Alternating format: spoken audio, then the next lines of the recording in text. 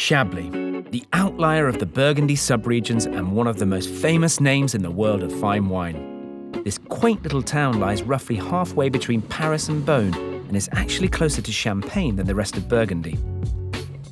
It's not only geography that defines this white wine haven, though, as the terroir of Chablis is distinctly different to the rest of Burgundy, producing some of the most recognizable and sought-after white wines in the world.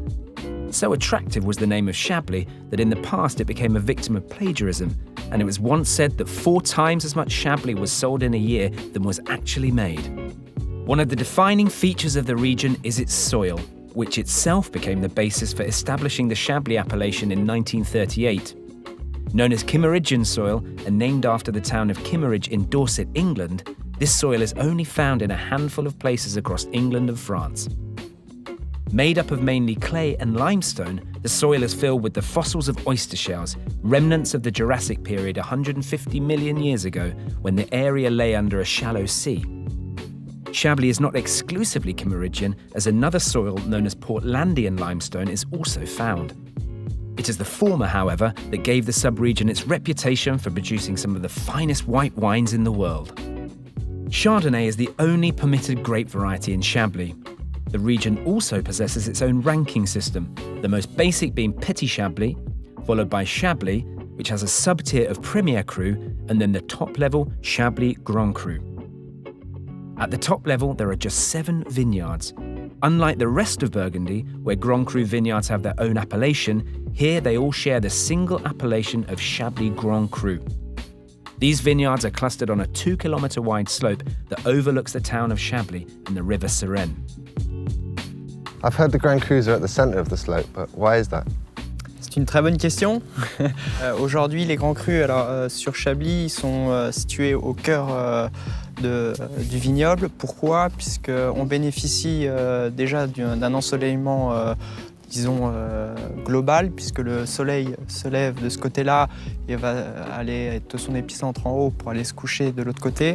Et on va surtout avoir aussi, on va bénéficier de du petit rue qui est en bas, qui est le serein, et donc qui va aussi capter cette humidité dont bénéficient les Grands Crus. Et on va avoir un terroir qui est aussi complètement différent en fonction des différents climats, que ça soit des clos ou un on va vraiment travailler d'une façon différente les sols, et on a une exposition qui est parfois aussi un peu différente en fonction du coteau. Donc effectivement, les Grands Crus bénéficient de certains avantages, et aujourd'hui, on va dire que c'est ce qu'il leur faut pour exprimer toute leur richesse. Though the Chardonnay grape is grown all around the world and is in fact the second most grown white grape, in Chablis it creates elegant wines that have an intense minerality.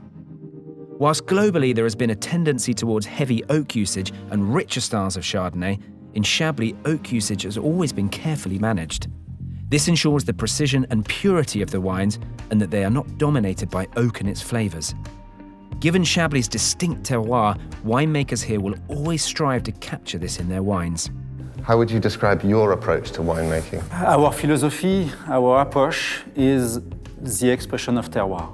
We want to have in our wines the true expression of the Chablis terroir, and I want to be transparent in my wine. The most important thing is the expression for each terroir, the slope, the facing, and I don't want to make winemaker wine. I want to make terroir wine. It's very important. Chablis wines are pale straw colour in the glass and have subtle aromas of citrus, orchard fruit and honeycomb. They are intensely mineral with crisp saline notes and a medium body. A Chablis Grand Cru wine will have a medium straw colour in the glass and will display stone fruits with a ripe and intense nose tending towards tropical fruits. The palate shows incredible intensity, tautness and richness that belies its medium body. Oak usage in Grand Cru will tend to be greater and also add to the richness and structure of the wine. Chablis wines are different to any other Chardonnay, and it's no surprise that they are revered by drinkers all around the world.